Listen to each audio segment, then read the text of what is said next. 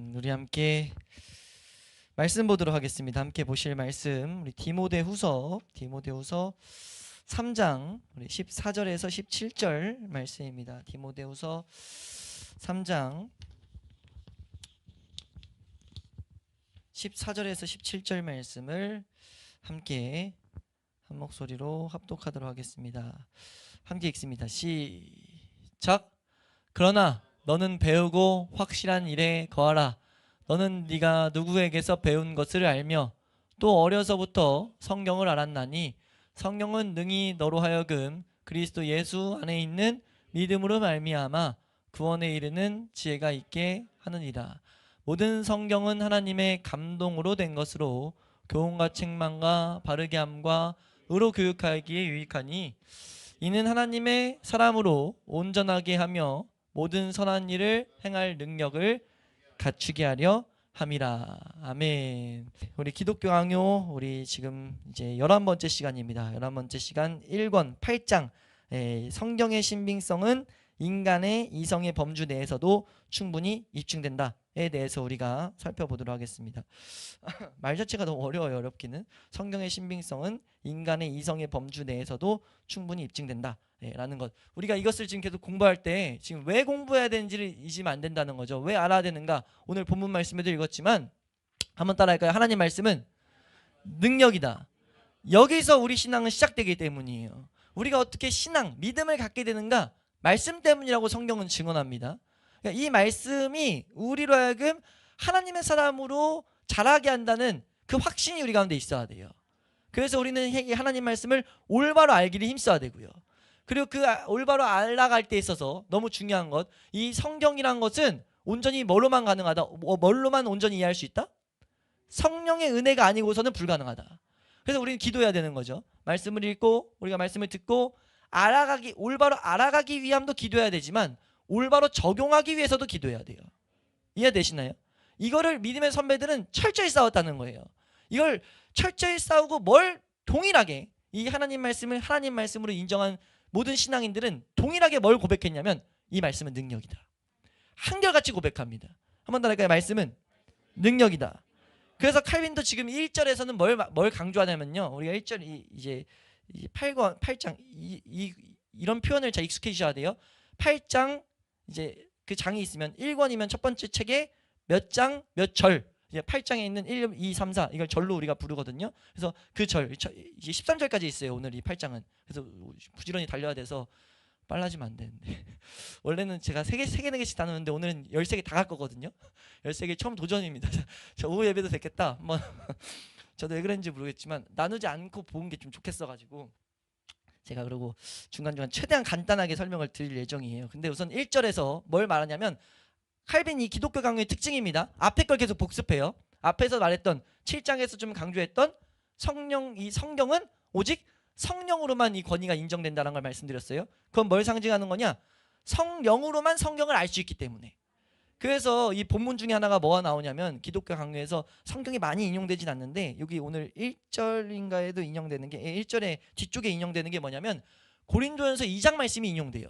고린도전서 2장 말씀을 가지고 이 가르침을 확신 있게 말합니다. 2장에 뭐가 나오냐면요. 사도 바울이 이거 들으시면 돼요. 사도 바울이 전도를 많이 했단 말이에요. 그 전도하는 과정 가운데 어떨 때는 그냥 워낙 머리가 좋은 사람이니까 그 좋은 머리를 가지고 그냥 가르친 경험이 있던 거예요. 상세히 적혀지지 않았지만 몇 번 있었던 게 유추할 수 있는 그 대목들이 나옵니다. 고린도전서 같은데. 근데 이제 그런 장면이 있었는데 안 된 거죠. 복음을 전했는데 안 듣는 거예요. 분명 바울이 느끼기에 와 진짜 기똥차다 진짜 이거 어떻게 내가 이렇게 설명을 잘했지? 이렇게 말했는데 이들이 듣고 니 잘났다 임마 이래놓고 이제 안 들어버리는 거죠. 하나님 분명 그 전하는 데는 하나님을 찾게 하기 위함이어서 논리적으로 말했는데 정말 잘 말했다고 생각했는데도 안 된 거예요. 어느 날은 정말 이렇게 정말 내가 잘못 말했다 정말 말이 형편없게 했다 했는데 그 말을 통해서 하나님을 알게 된 사람들이 이제 있게 된 거죠. 그런 경험들을 통해서 바울은 뭘 알았냐면 한번 따라 할까요? 성령이 아니고서는 안 된다. 하나님을 전하는 건 무조건 성령님이 역사하셔야 된다. 그래서 바울이 고린도전서라는 성경에서 2장에서 이런 고백을 하죠. 2장 1절에서 5절 말씀 보면은 3, 4절 말씀 한번 읽겠습니다. 2장 3, 4, 5절까지 한번 읽겠습니다. 3, 4, 5절 함께 읽습니다. 시작. 내가 너희 가운데 거할 때에 약하고 두려워하고 심히 떨었다. 왜 떨었어요? 떨은 이유가 뭐냐면 다음에 이어서 읽습니다. 시작. 내 말과 전도함이 설득력 있는 지혜의 말로 하지 아니하고 다만 성령의 나타나심과 능력으로 하여서 너희 믿음이 사람의 지혜에 있지 아니하고 다만 하나님의 능력에 아멘. 이런 고백을 하게 된 거예요. 이건 뭘 상징하는 거, 뭘 나타내는 거냐면 여러 메시지가 담겨 있지만 우리가 보고 있는 이 관점에서 뭘 발견해야 되냐면 성경은 성령님이 아니면 불가능하다. 우리 이 태도를 견지하는 것, 이 태도를 딱 우리 마음에 새겨놓는 것은 너무 중요합니다. 이 태도에서 벗어나는 순간 우리는 마귀의 올무에 빠질 수밖에 없어요. 성경을 왜곡해버린다는 거죠. 그래서 우리는 성경을 대할 때 하나님 말씀이라는 것과 이건 능력이라는 것과 이 능력이 이 말씀이라는 능력이 정말 내 삶에 능력되기 위해서는 성령의 도우심이 필요하다. 이 세 가지를 절대 놓쳐서 안 된다는 거죠. 우리가 이것을 잘 새겨놓고 나아갈 수 있길 축원합니다. 그것을 이제 이 1절에서 다시 한번 말하면서 우리가 이것을 만약 경험하게 되면 뭘 알 수 있냐면 이 당시에 우리도 지금 앞으로도 지금 짐이긴 한데 철학에 대해서 좀 공부를 할 수 있기를. 요즘엔 철학이 좀 소외시되는 이유가 뭐냐면 하도 재밌는 게 많이 나타나서 그렇긴 한 것 같아요. 제 개인적인 생각으로는. 근데 그 당시에 한 몇십 년 전만 해도 그리고 1500년대엔 더욱더 활발히 뭐가 있었냐면 지적 탐구에 대한 즐거움을 많이 사람들이 느꼈어요. 뭘 하나 깨닫는 것, 뭘 하나 아는 것. 그래서 그걸 되게 높이 받고 우리나라도 그랬잖아요. 우리나라도 불과 뭐 4, 50년 전에만 해도 뭐 한 사람이 그래도 너 그렇게 했어? 이런 거 한 게 뭐예요? 대학 가면은 우리는 지금 젊은 우리는 잘 모르지만 드라마 같은 거 보면은 혹시 그런 세대 지사님 대학 가면 와 대학 갔어? 이런 거 지사님도 아닌가? 지사님 윗세대인가? 지사님 모르셔요. 아, 너무 젊으셔서 아직. 지사님 윗세대 우리 할아버지 할머니 세대는 할아버지 할머니 그때는 뭐였어요? 와 우리 고을에서 대학 갔어 뭐 이렇게까지 하는 거 가지고 근데 이 바탕에 깔려 있는 게 뭡니까? 공부 많이 했어. 공부 많이 하면 뭐하기 때문에 훌륭한 사람들 이런 게 은연중에 깔려 있었다고요. 이게 바탕에 구성된 이유가 뭐냐면 지식이란 게 우리에게 뭘 가져다 준다는 걸 은연중에 다 알기 때문입니다. 근데 이게 좀 더 구체화됐던 때가 언제냐면 철학이 발전된 시대예요. 철학이 발전된 시대는 보면 이 지적 그거에 대한 즐거움을 많이 얻었거든요.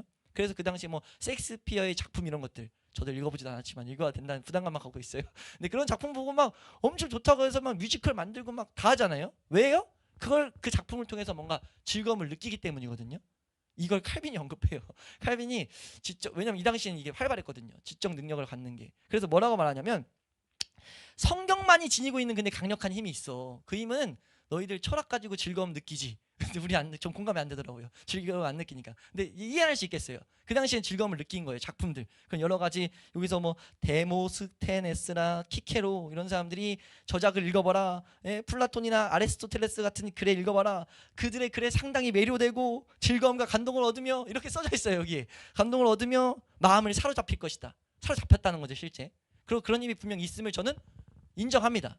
분명 글들에 지금도 다른 계열이지만 그런 글들이 이 세상 어떤 지적인 것이 우리를 즐겁게 만든다는 게 있어요. 뭔 내용인지 이해되세요? 어려워? 이것도 어려우면 안 되는데 지금 최대한 쉽게 말한 건데 쉽지 어려워요? 지금 뭔 말하는지는 알겠죠? 근데 뭘 말하고자 하는 거냐면 칼빈은 근데 성경을 통해서 성경이 주는 유익 한번 맛봐봐. 그 어떤 것도 이 세상에 주는 어떤 즐거움도 생각도 안 날 거야. 이렇게 말해요. 성경이 주는 유익을 얻게 되면 와 우리도 할 수 있길 소망합니다. 우리가 그걸 해야 된다는 거죠. 근데 그게 어떻게 해야 가능하다고요? 성령을 통해서 우리가 그걸 놓치면 안 된다는 거죠. 그걸 말하면서 이것을 가로막을 수 있는 것들이 있어서 이제 하나씩 설명하는데 뭐냐면 성경의 신빙성이에요. 그리고 7장부터 이어진 성경을 자꾸 하나님 능력인데 하나님 능력으로 못 보게 하는 공격들이 마귀가 이 능력인 거 아니까 수많은 공격이 있던 거예요. 그래서 그 능력은 사실 성령을 통해서만 아는데 사실 우리도 좀만 이성적으로도 이거는 능력이란 걸 우리가 알 수 있는 것들이 있어. 성경을 공격하는 것이 잘못됐다는 걸 알 수 있어 하면서 막 나열됩니다. 그래서 2절은 넘어갈 거고요. 이제 설명하는 것 중에 3절에 성경의 고대성을 봐. 성경의 오래된 이것을 통해서도 우리는 성경은 진리란 걸 볼 수 있게 돼 라고 하면서 어떤 공격이 있었던 게 깔려 있냐면요.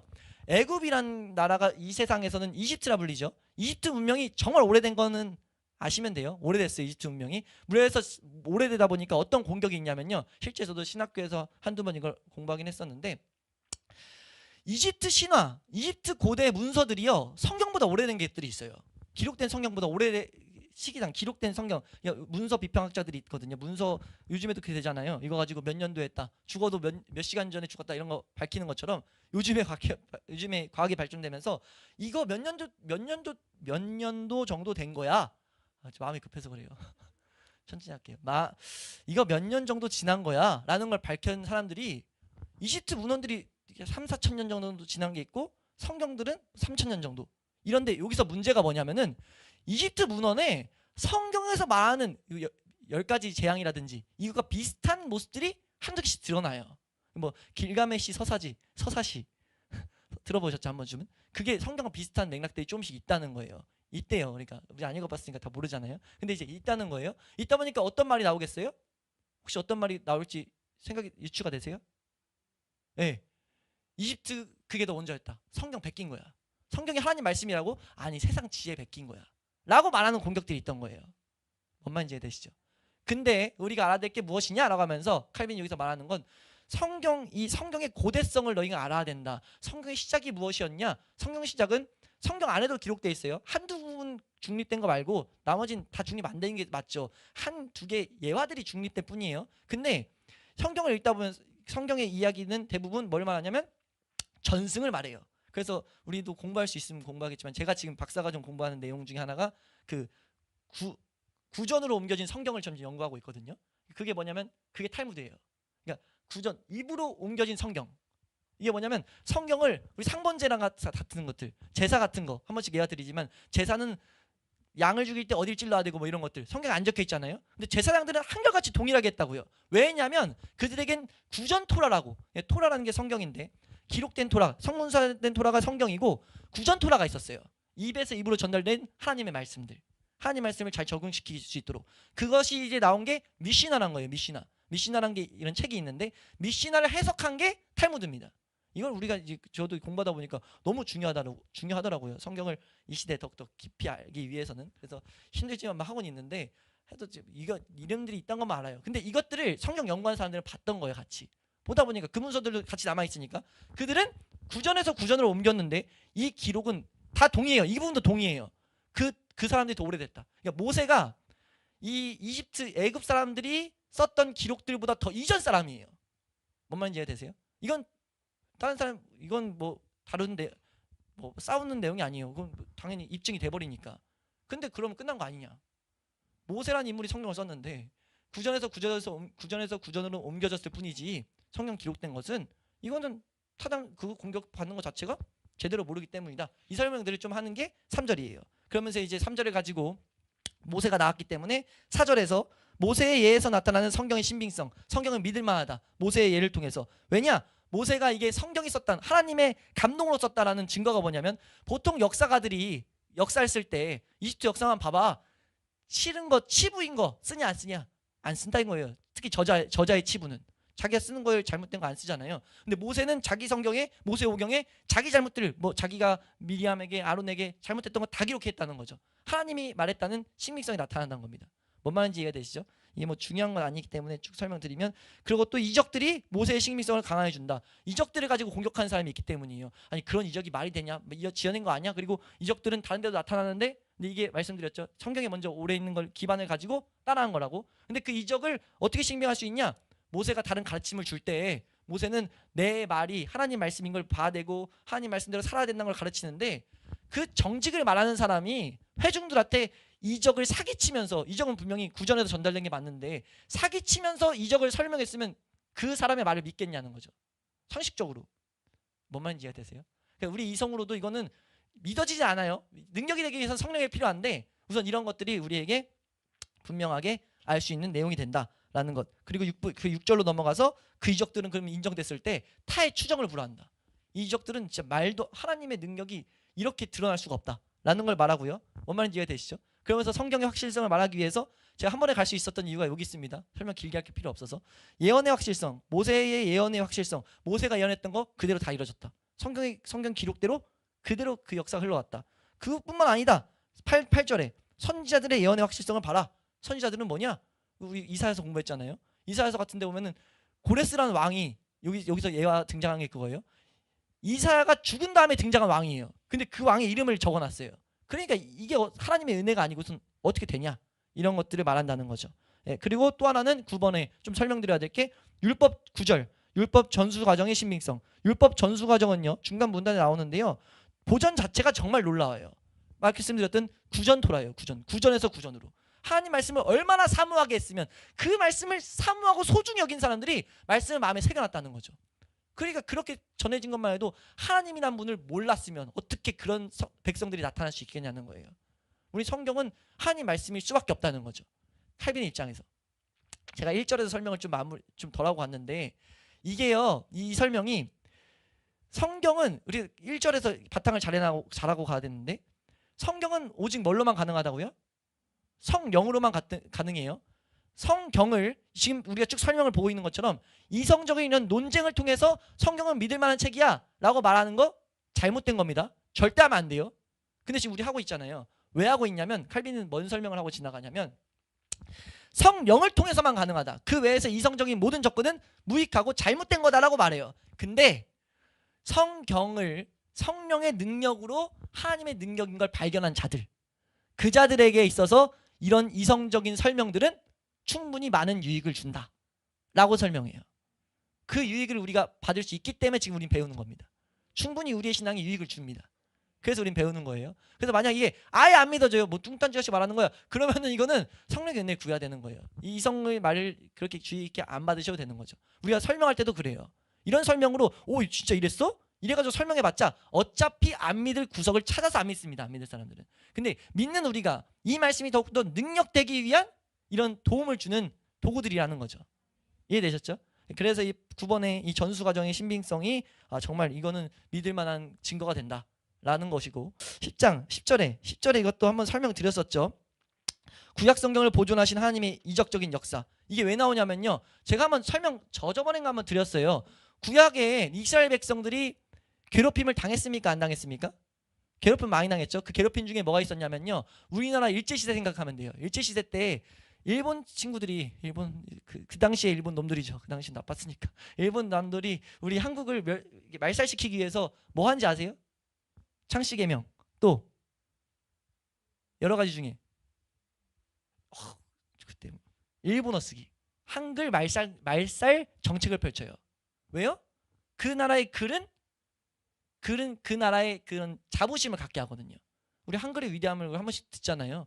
그런 것처럼 이 히브리인들, 유대인들을요 사로잡는 나라들이 발생했을 때 그 나라들이 힘썼던 것 중에 하나가 뭐냐면 히브리어 죽이기, 또 하나 그들의 성경 죽이기. 그래서 실제 역사에 성경들을 전부 다 모아서 태운 게 한두 번이 아닙니다. 한두 번이 아니라고 기록이 남아있어요. 그러니까 사람들이 말하는 게 다 태워줬는데 그거 태워줬다며, 태워줬는데 어떻게 남았어? 이렇게 말하는 거예요. 근데 그건 또 이스라엘을 몰라서 그런 거죠. 제가 한번 설명드렸었죠. 이스라엘 제사장 4명에서 5명 모이면 성경 온전한 건 바로 쓰인다고. 온전한 건이라는 것은 서로 다 외우는데 오탈자들의 수정까지 끝난다는 거예요. 그렇게 하나님 말씀을 마음에 새긴 자들이 이스라엘 백성이고 레위 지파였어요. 그래서 이스라엘 백성 성경은 보존되게 했습니다. 그거 자체도 성경을 신빙하게 만드는 하나님이 하나님 되심을 이스라엘 백성에게 나타냈다는 증거가 될 수밖에 없다는 거죠. 우리는 그런 가운데 교훈을 좀 삼아야 되는 건, 아니 우리 예수 그리스도를 통해서 생명받은 자들은 그렇게까지 성경을 사모하나? 성경 우리 암송하고 있는데 너무 힘들어요. 너무 힘든데 그들은 어떻게 근데 이것이 나 안 믿어지는데? 라고 하는데 하나님이 그걸 믿을 수 있도록 지금 남겨두셨죠. 뭘요? 흔적을. 어떤 흔적이요? 지금 이스라엘 백성 가보세요. 애기들이 외우고 다녀요. 애기들이 토라를 외워요. 토라, 창세기, 출애굽기, 레위기, 민수기, 신명기를 그냥 입에서 외웁니다. 제사장 아니어도. 그리고 이것이 잘못된 예로 이슬람 뭐예요? 이슬람이 그 기독교에서 파생된 거잖아요. 유대교에서. 그들은 지금도 경전을 처음부터 끝까지 외우게 하죠. 네. 그것들이 이제 남겨있다는 증거죠. 근데 그들은 모습이었지만 우리 이 하나님은 하나님의 능력인 것을 그들이 봤기 때문에 신앙으로 남아있었다. 이것만 해도 히브리어는 반드시 완전히 이렇게 기록해요. 칼빈은 만약 하나님께서 유대인들의 종교를 돌아보지 않았다면, 히브리어는 완전히 사라져버렸을 것이다. 근데 그 바벨론 포로에서 귀국한 후 모국어를 분명히 사용하지 못했을 사용하지 못했음에도 불구하고 남아있다는 것은 이것은 지금 하나님이 보존하신 증거다라는 것이 이제 우리가 이걸 통해서 볼 수 있다는 거죠. 유대인들은 말씀이 능력이었고 말씀이 이스라엘 백성의 전부였기 때문에 성경이 남아있다라는 것. 그리고 신약성경의 신빙성을 이제 말해요. 신약성경 11장 11절이죠. 신약의 단순성과 신적 특성을 말해요. 신약은 더욱더 단순해져 버렸죠. 신약은 아예 이제 이런 문서 같은 거는 문제가 안 발생되니까 단지 이게 능력이냐 아니냐라고 하는데 이건 능력이 될 수밖에 없어요. 신약은 뭐냐면 능력을 받은, 저번에 잠깐 말씀드렸는데 신약 성경이 이루어진 것은 성령의 능력을 받은 것을 본 것이 교회 일치를 통해서 정경이 됐어요. 그렇기 때문에 이거는 하나님 말씀인 것을 믿고 하나님을 따르는 사람들에게는, 겸손하게 성령의 은혜를 구하는 사람들에게는 능력이 됨을 한결같이 보게 됩니다. 예, 근데 이것을 부인하는 자들이 있어요. 그래서 중간에 제가 읽다가 이게 지금 이 단어가 맞나? 라고 한 게 106페이지 보면은 중간 문단에 예, 중간 문단에 뭐라고 적어놨냐면요. 이게 지금 칼빈이 이걸 말한 거 맞나 제가 적어놨는데 이거 성경을 계속 부인하려는 자들이에요. 신약성경 공격하는 자들. 우리 중간에 이 개들이 보이세요? 이 개들이 그 개가 맞더라고요. 예, 이 개. 이 개가 그 멍멍이가 맞아요. 그러니까 지금 칼빈이 갑자기 책에다가 저기 뭐지? 이걸 그래서 그게 개가 갠가 했는데 개가 맞아요. 중간에 이 개들이 성령께서 성도들에게 임하신 사실을 부인한다고 해도 부인할 수 없다. 이게 얼마나 분노가 담겨 있는지 느껴지죠. 말씀 설명을 아무리 했는데 칼빈이 부인하려고 마음먹은 자들은 진짜 하나님을 부인하기 위해서 계속 공격을 하는데 이거는 성령님의 은혜가 아니면 안 돼. 그래서 그들과 논쟁하지 마. 이건 그들의 논쟁에서 오히려 성도들이, 교회에 있는 성도들이 말씀을 부인하게 된 통로가 되니까 그건 지금 개들이 한 건 단지 욕이 아닙니다. 짐승과 같다는 거죠. 무지하다는 거예요. 무지하다는 거. 무지한 거기 때문에 불쌍히 여겨라. 그렇게 말하고 있다는 거죠. 단순히 우리처럼 욕이 아니에요. 그러니까 그 동물이라는 표현을 쓴 겁니다. 그러니까 성령께서 그들을 가르치셨을 때 오히려 그들이 만약 하나님 말씀을 믿게 되면은 하나님의 역사다라고밖에 찬양할 수 없게 된다는 거죠. 그래서 중간에 뭐가 등장해요? 이 예화. 실제 이런 예화가 성경에 적혀 있어요, 안 적혀 있어요? 이 하나님을 비방하던 사람이 하나님을 찬양한 사람 누굽니까? 바울이죠. 바울은 뭐였어요? 바울은 심지어 예수 믿지 말라고 죽였잖아요. 사람을 죽일 정도로 그렇게 확신한 자기 이론이 정립된 사람이에요. 막연한 그냥 분노 때문에 한 게 아니에요. 자기 이론이 정확하다 보니까 이건 죽여야 마땅할 놈들이야 라고 생각을 정의 내린 거예요. 근데 그 사람이 성경대로 예수님이 실제란 걸 딱 만나자마자 아예 돌변해가지고 그 도를 가르치는 사람. 곳곳 표현에 이런 표현이 있어요. 그 도를 가르치는 자가 됐다. 그 가르침들을, 성경을 가르치는 자가 됐다라는 것들을 말하거든요. 그게 이제 중요한 성경이 능력이라는 것에 대한 증거다. 우리는 흔들리지 마라. 성경은 능력이다라는 것을 칼빈이 후대들에게, 교회들에게 가르치고 있다는 거죠. 사실 칼빈이 아니라 칼빈이라는 인물을 통해서 하나님이 성경을 좀 더 중간에 확증시킨 거죠. 우리가 오늘 읽은 본문 하나님 말씀은 우리로 하여금, 하나님의 성도들로 하여금 온전하게 만든다는 것. 이건 실제가 될 수밖에 없다는 거예요. 우리가 이 태도를 잘 붙들고 이 태도에 의해서 우리가 살아가야 될 줄로 믿습니다. 그래서 12절 보면요. 그래서 교회들은 이걸 다 경험했기 때문에 12절에 106페이지에 나오죠. 교회는 이걸 다 동의했다. 지금 제가 설명드린 이 내용을 동의한 거예요. 그러다 보니까 성경은 계속해서 번성했고 요동함이 없는 상태로 남아있게 됐다. 여러 사람들이, 비범한 능력을 가진 궤병가나 웅병가들이 성경을 대적하는 데 힘을 계속 싸웠는데 다 그 수고가 헛되게 됐다. 성경을 파괴하기 위해서 막 일어났는데 모든 권력들이 그것도 다 연기 속에 사라져버렸다. 그러니까 그렇게 센 이 세상에서 강대국도 성경 파괴하려고 했는데 오히려 성경이 없어진 게 아니고 그 나라들이 없어졌어요. 역사 가운데. 그러니까 그것 때문에 공격하는 게 아니라 역사가 흐르면서 그들은 없어졌는데 성경은 보존됐겠다는 거죠. 우리가 이 성경을 얼마나 붙들어야 되는지를 지금 우리에게 이게 바탕에 깔려 있는 거예요. 이걸 지금 보는 것은 성경은 이렇게까지 우리가 붙들어야 된다는 것. 이 성경의 기원이 하나님께 있음을 성경 자체가 계속 증거하고 있다는 거죠. 그것을 우리는 온전히 붙들어야 될 줄로 믿습니다. 그래서 교회는요, 이런 문장이 있어요. 성경의 권위를 인정하는 데에 서로 거룩하게 합의해왔다. 각양각색의 사람들이. 다른 면에 서로 공통점이 하나도 없는 각양각색의 사람들이 성경의 권위를 인정하기 위해서 거룩한 합의를 같이 봤다는 거예요. 왜 그런 일이 발생했습니까? 성경은 모두에게 능력이 됐거든요. 민족과 나라와 그런 문화에 상관없이 성경을 하나님 말씀으로 대하는 자들에게 다 능력이 됐다는 거예요. 우리도 이건 능력이 된다는 것을 경험할 수 있을 줄로 믿습니다. 왜요? 성경이 그대로 우리에게 주어져 있기 때문에. 그리고 마지막 13절로 뭘 말합니까? 순교자들이 이 성경의 교리를 위해서 죽었다. 이걸 말하고 있어요. 성경의 교리. 여기서 콕 집어 말합니다. 성경의 교리라고 말해요. 성경에 있는 핵심들을 가르치기 위해서 죽음까지 자처했다는 거죠. 우리 저번에 한번 말씀드렸죠. 그 삼위일체 논쟁이 실제 기독교 역사에 있을 때 삼위일체를 제대로 믿는 사람들 파와 이제 잘못된 파들이 싸우면서 자기 파를 안 믿으면 물건도 안 팔았다고요. 먹을 수가 없어요. 그러니까 시장에서 먹을 걸 못 사는 거예요. 돈은 내도 그 가르침들을 안 믿는다고. 그래도 이 고소할 수 있어요? 우리가 마치 아파트에서 우리 아파트 정말 들어가고 싶은 아파트인데 내 워너비 꿈꿨던 아파트가 있어. 근데 꿈꿨던 아파트에 돈을 모았는데 10년 동안 일해가지고 그 아파트에 입주를 딱 해서 들어가기 직전에 근데 여기는 교회 다니시는 분은 성경 올바로 읽는 분들은 못 들어갑니다 라고 했을 때 그거 한번 부인하면 되잖아요. 성경 안 읽을게요. 성경 우리 아파트 안에서 안 읽을게요. 이런 사실 이 정도의 가벼움이거든요. 부인할 수 있는 거. 앞에서 아니라고 하고 뒤에서 하면 되니까. 근데 성경이 진짜라고 하는 사람들은 그 당시에 그거 부인 안 하려고 그냥 굶었다는 거예요. 차라리. 그런 치열한 싸움을 통해서 지금 성경은 우리에게 지금 올바로 주어졌다는 거죠.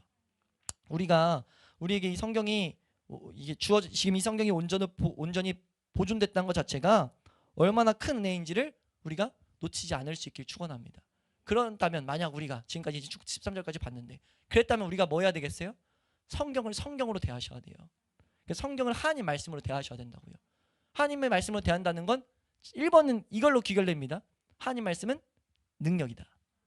구원이 없는 자들에겐 구원을 가져다 주고 오늘 본문이 말한 것처럼 구원을 가진 자들에겐 온전하게 만드는 능력이다. 단지 능력이 안 되는 이유는 뭐예요? 성령의 도우심을 안 구해서 그래요. 그래서 우리는 뭐 해야 됩니까? 성령의 도우심을 구해야 됩니다. 네. 이 부분을 좀 한번 읽어드릴게요.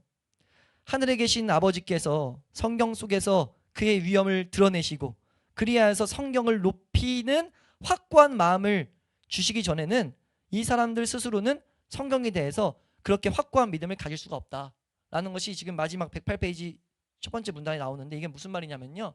우리가 경험하기 전에는요 사실 인정하려 해도 안 된다는 거예요. 경험하시길 축원합니다. 경험해야 돼요. 하나님 말씀이 실제란 걸 경험하셔야 돼요. 그게 우리 그리스도인들의 소명입니다. 소명. 하나님 말씀이 실제다. 날 거룩하게 만드는 능력이다. 그래서 우리 뭐 해야 되는 거예요? 우리가 주일날 끝나고 제가 교제 가운데 그걸 좀 설명드렸는데 하나님 말씀 알아가는데 기쁨을 갖게 해달라는 은혜 구하셔야 돼요. 그 은혜 구할 때 하나님 말씀 알아가는데 너무 좋은 거야. 하나님 말씀 알아가는데 기쁨이 오는 거예요. 위로가 오는 거예요. 와보면 그 가운데 뭐가 있다는 거예요? 확고한 믿음을 갖게 된다는 거죠. 그러므로 오직 성령께서 주시는 내적인 확신에 기초하여 성경의 확실성을 받아들일 때 비로소 성경이 하나님을 아는 구원을 얻는 지식을 주기에 충족하게 된다는 거예요. 네? 충족하게 돼요. 능력 무슨 말이냐면 능력 가져다 준다는 거예요. 구원의 능력 그리고 구원을 가진 자들에겐 온전하게 만드는 능력. 우리가 힘써야 될 건 하나님 말씀 가운데 우리가 하나님 말씀을 알아가는 기쁨을 소유하는 것이 우리의 방향이 되어야 될 줄로 믿습니다. 그렇게 되더라도 무슨 말을 붙이냐면 이렇게 오류가 될까 봐. 그렇게 말씀을 경험한 자들이 와 말씀 내가 경험했어. 이 말씀은 진짜에서 막 그 말씀이 진짜라는 것을 성령 의지 안 하고 그냥 그 사람 경험에 빗대서 말하는 걸 막으려고 뭐라고 하냐면 물론 그렇게 경험해도 성령을 확증하기 위해서 인간의 증언들이 전혀 효과가 없다고 할 수 있다. 이건 무슨 말이냐? 전혀 효과 없다. 인간의 증언 그들이 증언했다. 성령 내가 증언했어. 효과 없다는 거죠. 그렇게 말하는 게 아니라 하나님 앞에 겸손한 심령으로 성령님이 일하여 주시길 바라야 된다는 거예요. 내가 경험했는데 진짜야. 백날 말해도 소용없다는 거죠. 성령님을 의지 안 하면. 오직 성령을 의지하는 태도가 우리 가운데 있어야 된다는 겁니다. 예, 그래서 단지 근데 뭐냐? 내적 확신이라는 최고의 증거를 따라서 그 경험을 따라서 내가 확실히 경험된 것을 따라서 보조적인 역할은 할 수 있다. 보조적인 역할일 뿐이야. 우리의 경험은. 단지 우리의 모든 것들은 사도 바울이 에베소서 1장 1절에서 말한 것처럼 우리의 모든 신앙은 어디에 의탁해야 돼요? 말씀에 부탁해야 돼요. 말씀이 그 성도를 세우기를 우리가 그렇게 신앙생활할 수 있길 소망합니다. 그래서 여기 마지막은 이렇게 나갑니다. 불신자에게 성경이 하나님 말씀을 입증해 주려고 하는 행위는 이건 어리석은 행위다. 하나님 말씀 불신자 믿지 않는 자에게 하나님 말씀은 하나님 말씀이야. 우리가 너나 그렇게 잘해. 사실 이 말엔 그런 것도 있는 거예요. 너부터 해야지. 우리의 완악한 모습은 이거 입증하려고 하고 있는데 입증하려고 가르친 게 아니고 이거 우리가 이 말씀 가운데 거하라고 지금 내가 말하고 있는 거야. 그런 메시지입니다. 이해가 되시나요? 그래서 우리가 이 말씀을 통해서 어우스틴을 통해서 말합니다. 경건과 마음의 평안이 있어야 된다. 마음의 평안은 성령의 열매라고, 믿음의 열매라 말씀드렸어요. 말씀이 우리에게 이 세상 가운데서도 평안을 가져다 주는 것, 공급받는 자가 되라. 그러면 너희를 통해서 하나님이 성경을 드높이실 거야. 그렇게 되기를 소망한다라는 마음이 칼빈의 마음에 깔려있고, 사실 이것은 성경에서 우리에게 요구하는 신앙의 방향입니다. 그래서 우리가 이 하나님 말씀 알아가는 것에 대한 기쁨을 항상 구할 수 있는 우리 축동 회복의 교회가 될 수 있기를 소망합니다.